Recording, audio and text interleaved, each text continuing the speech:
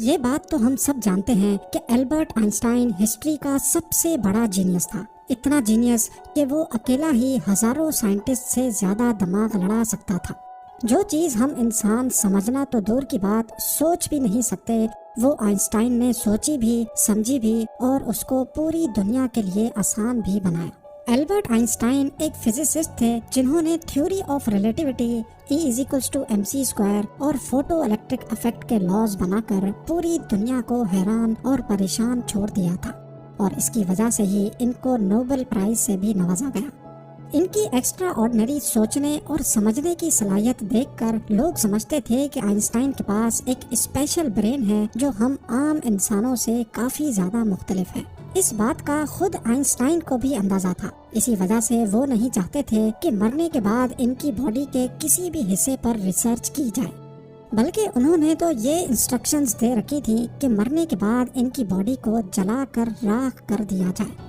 لیکن پھر وہی ہوا جس کا آئنسٹائن کو ڈر تھا۔ 18 اپریل 1955 کو پرنسٹن ہاسپٹل میں جب آئنسٹائن کا انتقال ہوا تو آٹوپسی کے لیے یعنی موت کی وجہ جاننے کے لیے جو ڈاکٹر آیا اس نے چپکے سے آئنسٹائن کا برین نکال لیا، کیونکہ اس کو یہ جاننے کی کیوریوسٹی تھی کہ دنیا کے سب سے بڑے جینیس کے برین میں آخر ایسا ہے کیا۔ ناظرین، آئنسٹائن کا برین چرانے والے ڈاکٹر تھامس ہاروی تھے، جن کو اپنے ساتھ ہونے والے انجام سے زیادہ اس اسپیشل برین کو اسٹڈی کرنے میں دلچسپی تھی۔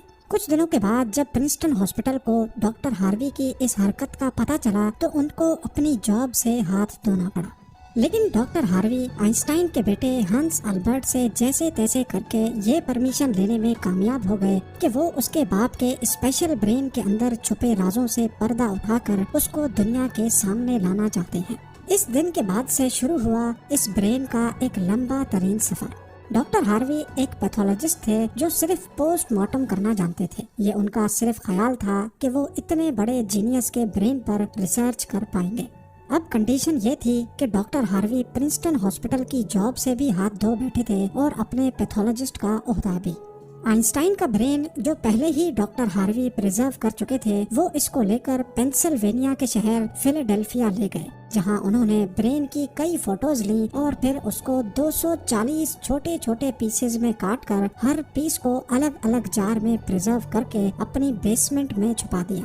اسی مسئلے کو لے کر ڈاکٹر ہاروی کا اپنی بیوی کے ساتھ کئی بار جھگڑا ہوتا رہتا تھا، کیونکہ ان کی بیوی اکثر یہ دھمکی دیتی تھی کہ وہ اس برین کو اٹھا کر کہیں پھینک دے گی۔ ایک دن جھگڑا اتنا بڑھ گیا کہ دونوں میاں بیوی کو ڈائیورس لے کر الگ ہونا پڑا، اور ڈاکٹر ہاروی برین لے کر کینزس کے شہر وچٹا چلے گئے، جہاں وہ ایک بایولوجیکل ٹیسٹنگ لیب میں میڈیکل سپروائزر کی نوکری کرنے لگے، اور یہاں وہ اپنے فارغ ٹائم میں آئنسٹائن کے برین پر خوب اسٹڈی کرنے کی کوشش کرتے۔ اس کے بعد کئی بار وہ الگ الگ جاب چھوڑ کر مختلف شہروں میں یہ برین لے کے گھومتے رہے۔ کئی سال گزر چکے تھے لیکن ڈاکٹر ہاروی آئنسٹائن کے برین پر کچھ خاص ریسرچ نہ کر سکے، الٹا ان کا میڈیکل لائسنس ہی کینسل کر دیا گیا، اور نوبت یہاں تک آ گئی کہ ان کو ایک پلاسٹک کی فیکٹری میں جاب اسٹارٹ کرنی پڑی۔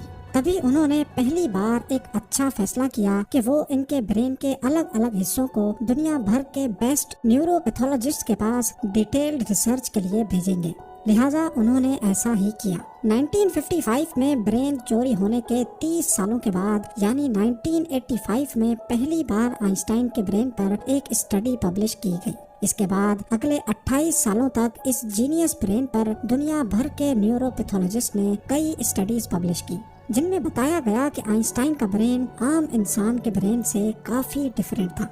سب سے بڑا ڈیفرنس برین کے کارپس کیلوسم نامی حصے میں پایا گیا۔ اب یہاں یہ جاننا ضروری ہے کہ انسانی برین 2 الگ الگ حصوں میں ڈیوائیڈڈ ہوتا ہے۔ انسان جو بھی کام کرتا ہے وہ برین کے ایک حصے میں پہلے پروسیس ہوتا ہے، اور پھر برین ہمارے جسم کے اس حصے کو سگنل دیتا ہے۔ لیفٹ برین ہمارے جسم کے رائٹ حصوں کو کنٹرول کرتا ہے، جبکہ رائٹ برین ہمارے جسم کے لیفٹ حصے کو کنٹرول کرتا ہے۔ اس کے علاوہ 90% انسانوں کا لیفٹ برین بولنے، سمجھنے، میتھمیٹیکل کیلکولیشنز اور رائٹنگ یعنی لکھنے کے دوران کام کرتا ہے، جبکہ رائٹ برین کے پاس کریٹیوٹی، شیپس کو پہچاننے، آرٹ اور میوزیکل اسکلز کی ذمہ داری ہوتی ہے۔ اب آپ بھی یہ سوچ رہے ہوں گے کہ اس سب میں کارپس کیلوسم کا کیا کام ہے؟ فرض کر لیں کہ آپ کی بورڈ پر ٹائپنگ کر رہے ہیں یا پھر موبائل فون پر. اس دوران ہمارے دونوں ہاتھ ٹائپنگ کرنے میں بزی ہیں. کچھ الفابیٹس ہمارا سیدھا ہاتھ ٹائپ کر رہا ہے تو کچھ الٹا ہاتھ. ٹائپنگ کے دوران آپ کے لیفٹ ہینڈ سے ایک مسٹیک ہوئی تو آپ نے فوراً اپنا رائٹ ہینڈ استعمال کر کے اس مسٹیک کو اریز کیا. تو اس کا مطلب یہ ہوا کہ جب ہمارے رائٹ برین سے مسٹیک ہوئی تو اس نے لیفٹ برین کو فوراً سگنل دے کر وہ مسٹیک ٹھیک کروائی.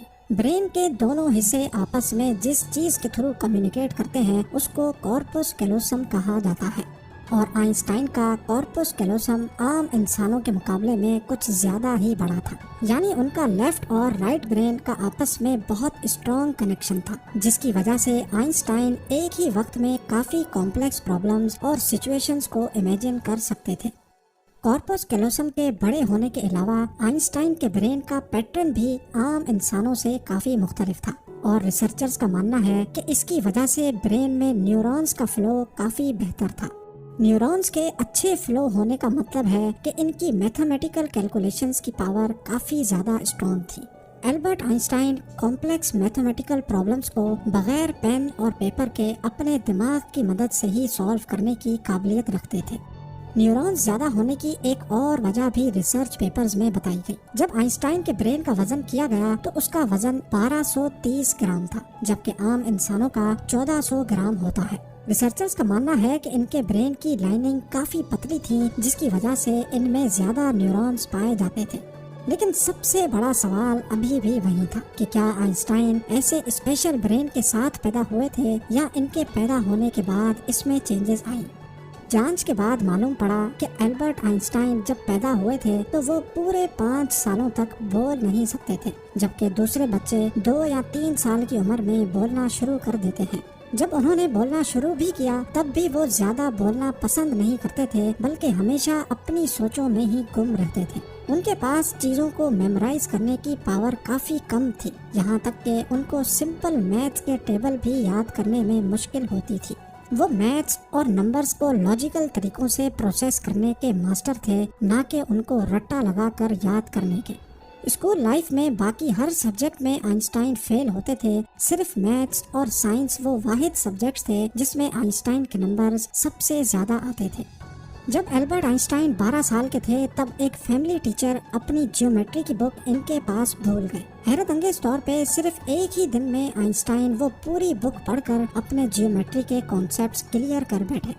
نہ صرف اتنا بلکہ صرف 14 سال کی عمر میں ہی وہ انٹیگرل اور ڈفرینشیل کیلکولس کے ماسٹر بن چکے تھے. میتھس اور سائنس میں ان کی اتنی اسٹرانگ گرپ تھی کہ جب وہ کلاس روم میں کوئی سوال پوچھنے کے لیے ہاتھ کھڑا کرتے تھے تو پروفیسرز گھبرانے لگتے تھے، کیونکہ آئنسٹائن کے اکثر سوال ٹیچرز کے بھی اوپر سے گزر جاتے تھے. چھوٹی سی عمر میں ہی وہ اس یونیورس کے لاز کو ایک چھوٹی سی ایکویشن میں بند کرنا چاہتے تھے، اور یہی انہوں نے اپنی زندگی کا مقصد بنا لیا تھا. 26 سال کی عمر میں آئنسٹائن نے 4 ریسرچ پیپرز پبلش کر کے پوری دنیا کو حیران کر ڈالا، اور اسی وجہ سے ان کو PhD کی ڈگری اور ہیومینٹی کے لیے اعلیٰ کردار ادا کرنے کی صورت میں نوبل پرائز سے بھی نوازا گیا. اس کا اندازہ آپ صرف اس بات سے لگا لیں کہ آج بھی آئنسٹائن کی ان تھیسس کے بنا سائنس بالکل ادھوری ہے. کئی ڈاکٹرز اور سائنٹسٹ نے یہ نتیجہ نکالا کہ آئنسٹائن کا برین ان کے پیدا ہونے کے بعد اسپیشل بنا تھا، جس کی سب سے بڑی وجہ یہ تھی کہ جب ان کو اپنے سوالوں کا کوئی جواب نہیں ملتا تھا تو وہ خود اپنے دماغ کی مدد سے جواب تلاش کیا کرتے تھے. چھوٹی عمر میں ہی ایسا کرنے سے ان کا برین اسی حساب سے ڈیولپ ہوتا گیا.